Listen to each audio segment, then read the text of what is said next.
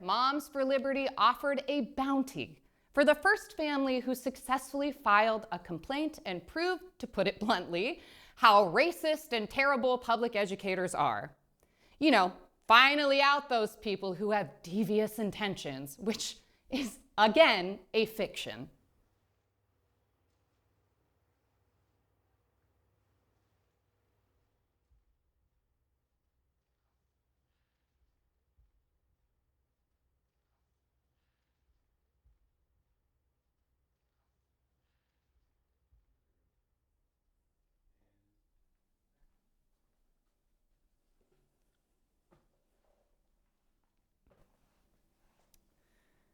My name is Ellen, and I am an 8th grade social studies teacher living in a state that has a law intended to suppress and discourage teaching true history with diverse perspectives. My situation is a little bit unique in the sense that in the state of Censorville, we have a new law as of June 2021. It was the second draft. The first draft of the law was HB 544, and it never passed. But it strongly resembled the information from the 1776 project that was presented by the Trump administration. It was as if they pulled exact wording from that. There were severe objections to the first draft from not just educators, but business people, public officials, etc., because there were very pointed restrictions put on freedom of speech and First Amendment rights. It had phrases such as, "There should be no training whatsoever on the concept of race or equity," and "things that challenge and diminish the narrative and pride we take in American history should not be introduced to school children." That's incredibly subjective, number one. And number two, it's unhealthy and revisionist history. So it was really proposing and purporting the idea that you need to censor yourself. And there's one story, one answer, one approach to society. And really promoting this idea of colorblindness, which is highly problematic because it's erasure and denial of people's experiences. But the business community pushed back especially hard on this idea that they couldn't run internal programs and trainings that represent their values, the kind of employees they want to have, and how they should treat customers. That was government overreach. So, the first draft never passed, and a new draft was created with the language changed quite a bit. It was renamed, rebranded, and interestingly, somehow they were able to attach this new provision to the budget package. So it put the governor in a very awkward position in the sense of being able to veto it. He would have to veto the entire budget in order to pull that provision out. Although, I don't think he would have anyway. He pretends to be center, but he's definitely a right-leaning governor. So, the new law is HB 2, which did pass. And I misquote this a teeny bit, but the law purports to promote the right to freedom from discrimination in the workplace and in educational settings, something of that nature. And it's a redundant law that says no one can be taught or treated as if one group is inferior or superior on the basis of sex, race, religion, etc. It really focuses on the language of equality versus equity, which raised flags for parents of children who receive special ed services. Because if someone were particularly savvy and wanted to challenge the wording of this law or file a complaint, they could. Under the wording of this law, you could point to a child who receives additional assessment time as unequal. And then all children must have that additional assessment time. And then we get into a very odd space of what's equity and what's equality. In the education world, we're focused on looking at needs, authentic needs, and meeting those. And not all children need the same thing. With HB2, the tricky part is the vague nature of the language. It leaves it open to interpretation. It's also written in language as if this was a problem that actually exists. That routinely, educators are teaching kids about who is inferior and who is superior. It's not an actual problem. So, it was deeply offensive, problematic, and disrespectful to me. One of the provisions is that you can have trainings around equity, inclusion, diversity, and justice. However, you can't mandate them. And really, the subtext of that is someone might feel bad. I have a media presence because someone in the union had recommended me to speak to National News Network, and it sort of snowballed from there. And about once a year, I'm contacted from a media outlet, and I just wrote an essay for Second National News Network, an op-ed about that HB2. My stance is we can do better, and people are not that fragile. And we need to really investigate what is the moral and ethical dilemma that we are actually dealing with here. In the state of Censorville, probably 5% of our population is non-white. I think 2 to 3% falls under the umbrella of the Southeast Asian and Pacific Islander demographic. We do have people who identify as African American or Black. It's a small number within the state and within our community. We're in a university town, so that ups our numbers a little bit because of students and their families who are traveling from different states and internationally. I am a well-established social studies teacher. I teach early American history at the middle school level, so it's sort of a hot spot with this law. I happen to be in a space where I'm very privileged with support and vision from school leaders, and so we, as teachers and administrators, have had access to our district lawyer, which is not always commonplace. There's a level of trust from our leadership to be informed, and we have the space to ask tricky questions about scenarios that have or have not come up yet, but that we're worried about. We have received very specific advice to document difficult conversations that come up. Who said what? And keep it handwritten, not digital, something that's a personal notebook, because things that are digitized can become part of an official court record. So we've received really solid support and advice. Our district also is the first school district in Censorville that has written an anti-racist policy. I'm super proud of that. If someone really wanted to get down to brass tacks, it probably conflicts with HB2, but no one has really put the two together and argued about it. So we're doing this strange dance where we have this school board anti-racist policy, which I often look at as sort of like our Constitution. It's something I fall back on if someone questions why I'm doing something. But to me, it's also part of my job. It's part of my mandate to rise to that policy. For a long time, we've had policies around identity, particularly gender identity. We were on the leading edge in that domain. So I have it much easier than other teachers in other school districts. That doesn't mean that there isn't risk, and that doesn't mean that we haven't had problems. We hired a diversity, equity, inclusion, and justice coordinator, a brand new administrator level position to help take on this labor and visioning that we've been working on.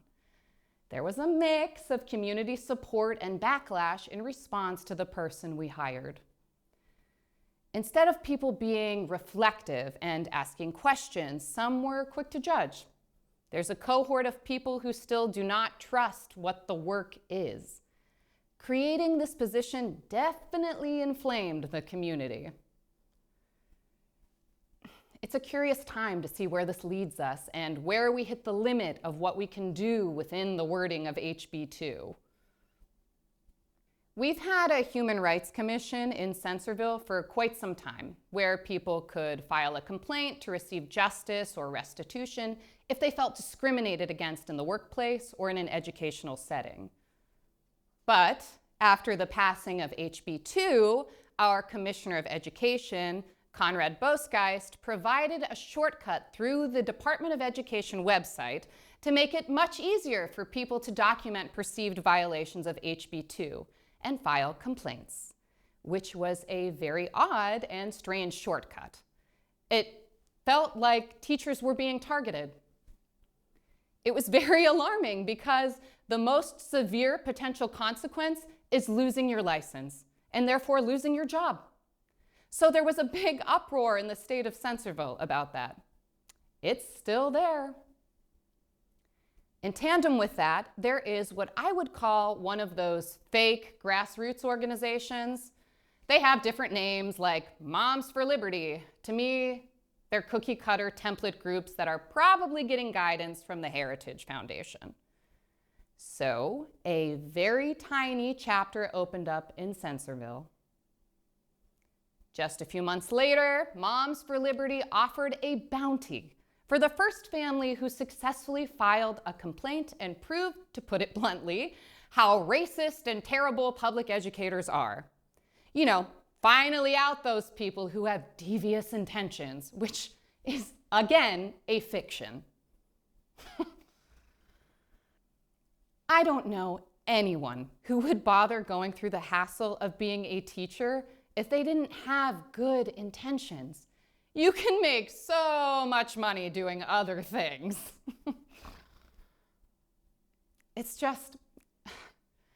very confusing and perplexing. So I make what I like to think of as good trouble. I have this contact with a producer through National News Network who now works with the National News podcast. And just on a whim, I texted her the article about this bounty on teachers. 3 hours later, she texted me back and said, "Would you be willing to go on the podcast? We'd love to talk to you about it." So even though with less than 2 million people, Censorville is a tiny state, I was excited to bring a little light to this and also a little shame and embarrassment to these people because they should be ashamed to be targeting teachers like this. And there are a lot of people within the union that feel that Censorville is being targeted as a practice landscape because we're small, to see what it would take to topple public education. So, with that being said, I went on National News Podcast and they wrote up an article. They had contacted our Commissioner of Education. He pretended he knew nothing about the bounty. "You can't believe everything on social media," he said, acting like it was just a rumor. It was not a rumor, and in fact, it was 100% legitimate. A couple months later, a photograph was released. I'm not sure of the source, but it was verified that the Commissioner of Education was present at a Moms for Liberty event. So the two are connected. It's bizarre that he's head of Censorville's Department of Education to begin with. He has no educational background whatsoever. He homeschooled all of his children and has spent little to no time, other than his childhood, in a school setting. It was cronyism that put him in his position. So he's quite clearly not interested in what we educators are and what we're looking to accomplish. So, the Moms for Liberty bounty, it's still out there, but there have been no successful complaints, which speaks for itself. In this time context of 2021, there was a Howard Zinn project, Pledged to Teach the Truth, which cut across many states. There were local events in Censorville where people held public rallies. I went to one of those rallies. There was also this opportunity to sign a pledge online, which I just personally didn't do because it felt symbolic. And I'd rather show up at the rally and then go teach the truth. I had a couple of colleagues who signed the pledge over that summer. So there's a couple of blogs in Censorville that pose as news sources, but they're just blogs and rumor space. One of these sites data mined the Howard Zinn Project's website and doxed the people from Censorville who signed the pledge. Doxing is when you publish identifying information about someone with malicious intent. The pledge is really just, I promise to teach the truth, but people reformed it as a pledge to be racist and hate white people. After the list became public, a parent lodged a complaint with the principal of one of our elementary schools against a teacher. They said, I will not allow my child to be placed in this racist teacher's classroom. I'm outraged. They should lose their job. They should be fired. Fortunately, we're in a supportive space, so that's not what happened. But it was uncomfortable and scary. We're still working on understanding the law and what people could get in trouble for. It's still not totally clear.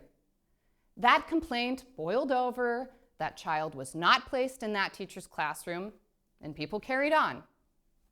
And then another parent filed a formal complaint through the shortcut link in the DOE against a high school teacher that signed the pledge. And our school district went through a process that consists of several stages. First, there's a questionnaire you have to go through. She signed the pledge, but she teaches a subject that isn't in the humanities. And so, to put it bluntly, there's not overlap in the content concerns in her classroom.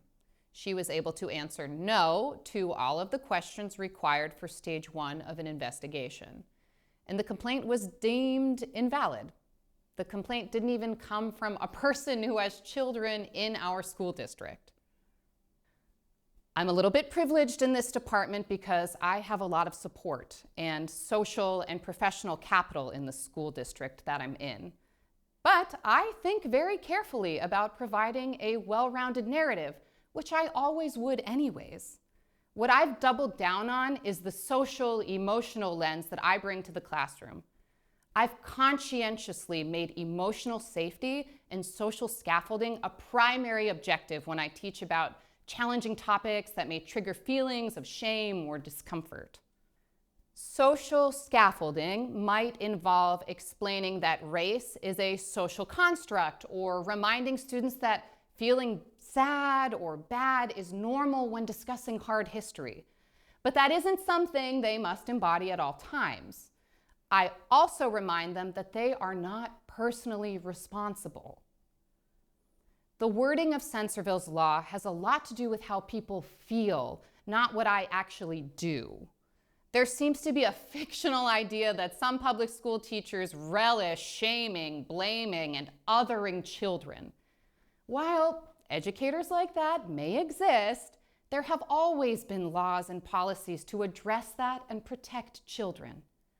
What I actually do is teach thorough, accurate history while making space for students to wrestle with ethics and their own personal stances. This involves critical thinking questions, literature, cause and effect frames, dialogue, and comparative studies. I spend a lot of time modeling and emoting acceptance of divergent perspectives and analysis while centering the value of humanizing other people. So, I make very overt efforts to make it clear that this is a safe space. We spend a lot of time around norms. I've provided guidance to students about calling in versus calling out and what the purpose is for those kinds of actions. I make it clear that we can all respectfully disagree and that it is not my position to tell students what to think politically. But it is my job to teach you how to think and to seek evidence that's legitimate. So it's always walking this tightrope of language, nuance of detecting tension, and checking in with students. Also, monitoring how peers treat each other, because I think that's actually the most socially ostracizing impact for kids who might have outlying points of view or more extreme points of view. There are students with families who still believe the election was stolen and do support Donald Trump. However, they're outliers in our community, and when kids are open about that, they can be piled on. And so, as educators, we've become heightened in listening for those dialogues, intervening, ensuring that the child who is being reprimanded by their peers feels safe, and can navigate the disagreement.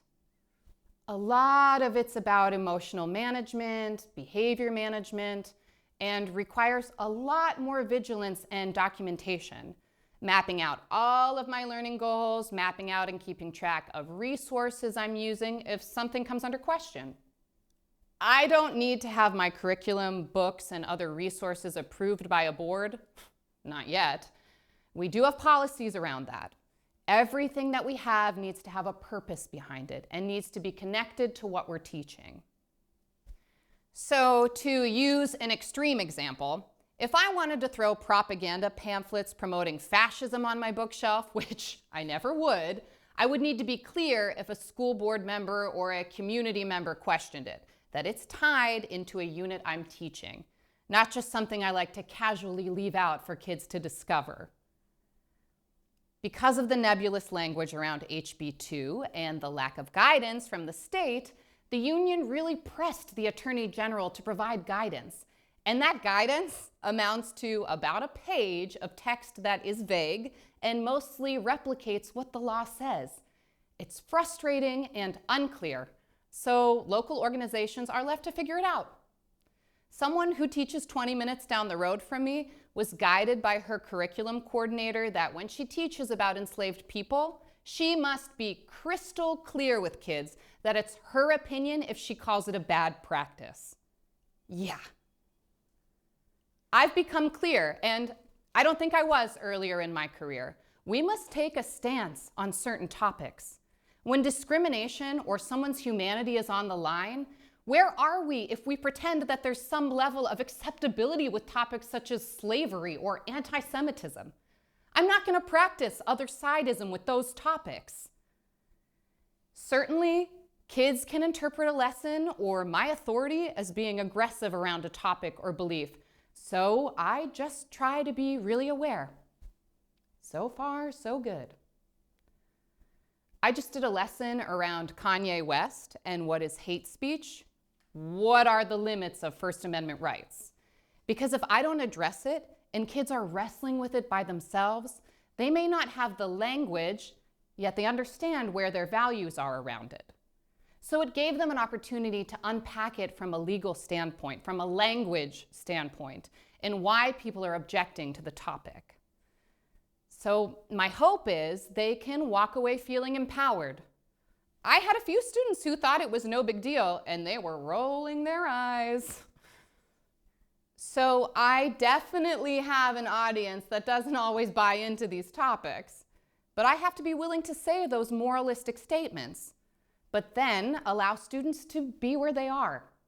I'm not going to come at them and challenge them. I think that's a key step in the way I interact. But I would argue it's a moral and ethical failing when we are afraid to take a stance on things of that nature. It's creating confusion.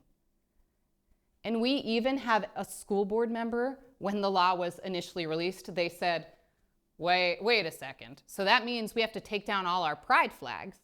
And many of us pushed back and said, no, there's nothing in the law that bans material like that.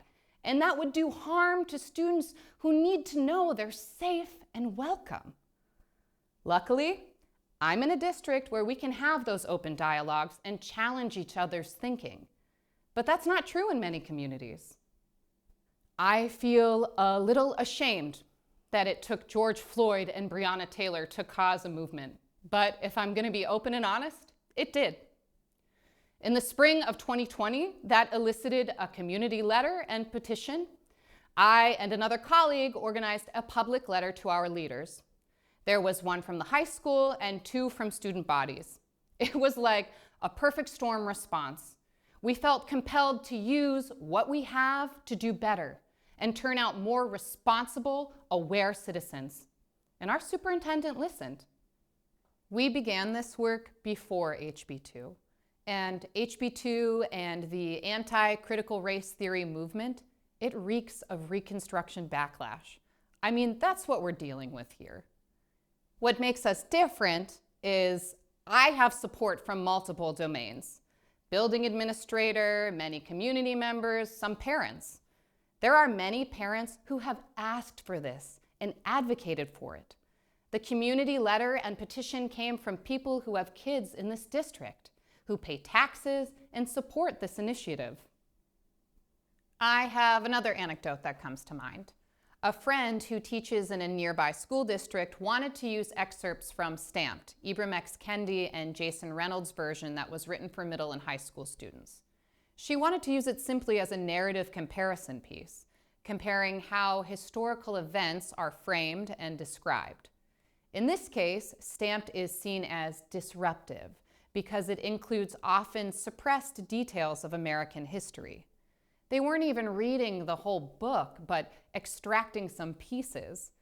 And one of the students who was assigned this book was instructed by the parent to walk out of the classroom when the topic came up, or if the book even presented itself, which is just unhealthy problem solving and disrespectful to the learning environment. So this child walked out of the room, told the front office that they feel unsafe. I have no problem with interrogating my own authority or having students ask me why. I think I should be able to answer those questions, but telling your child to do that as soon as a subject is brought up is a dismissive disregard. I think administrations are unnerved and many school districts are afraid. You know, they've been through COVID, through the pandemic, and the emotional trauma that went with that. They don't have the resilience to deal with these sorts of complaints. So instead, the very common default is just don't use the book. Just don't. Full stop. Like, we're just not wrestling with this.